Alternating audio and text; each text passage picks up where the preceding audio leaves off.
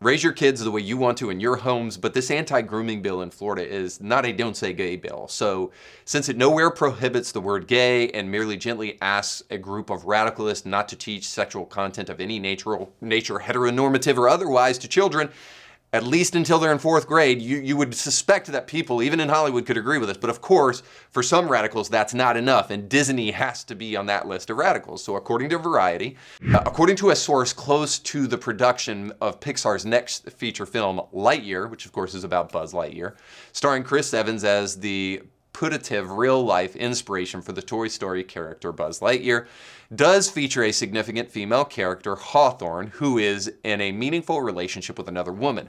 While the fact of that relationship was never in question at the studio, a kiss between the characters had been cut from the film. Following the uproar surrounding the Pixar employee's statement and Disney CEO Bob Chapek's handling of the Don't Say Gay bill, again, quote, because that's not what it's called, however, the kiss was reinstated into the movie last week.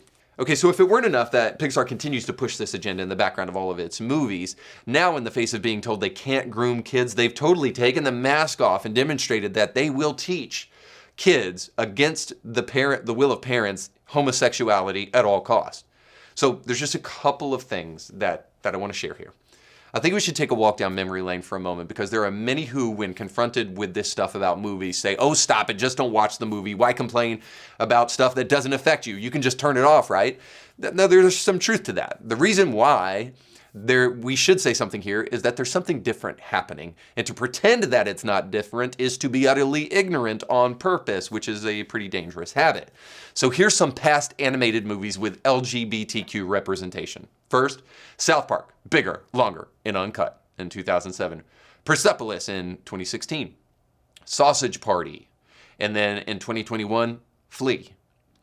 But I bet you can't guess what all these movies have in common. That's right. The lowest rating of any of these animated films is PG-13, meaning not one of them is created for small kids, like Lightyear, which is explicitly created for kids. We did just with the Turning Red movie just recently, by the way. And we talked about that movie and how it's supposed to be for teens, but 13-year-old girls typically aren't in the cartoon watching mood, so it's obviously for younger kids. But the second and most important thing is this. When you have a bill with the intent of indoctrinating small children into radical gender ideology, and that goes into motion, and in response to that, a company that typically makes wholesome family-friendly entertainment reinstates a kiss between two girls like this, what are we supposed to believe about that? It has a very clear and obvious point. There are radicals out there that wish to groom children into a way of thinking, and many will object to my characterization of this, but I bet Christians can't waltz into a school in any state, much less a blue one, and create a whole course for kindergartners on the virtues of biblical sexuality and traditional marriage. Now, can we?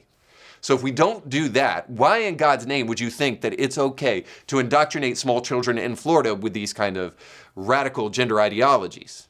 The final thing is this. Disney has a choice to make. Woke employees or the parents. Almost want Disney to go down this road because with the consent of parents, they have become the most powerful company on the planet. It was with our permission. Without us, you are nothing, Disney. Spit in our face and we'll turn the other cheek once. Spit in it again and we will walk away. Now, I'd love to see you do the same thing. Pack up all your stuff in Florida and move into a blue state. And then move into one of those states with incredible regulations and that say tax the rich. So there's a reason you're probably in Florida. And by the way, the citizens are so dedicated to activism there anyway, you will never please them. So unfortunately, we don't live in a sane enough world to agree about the indoctrination of 7-year-olds into radical sexual ideology. But hopefully, we parents can agree. Our children are ours.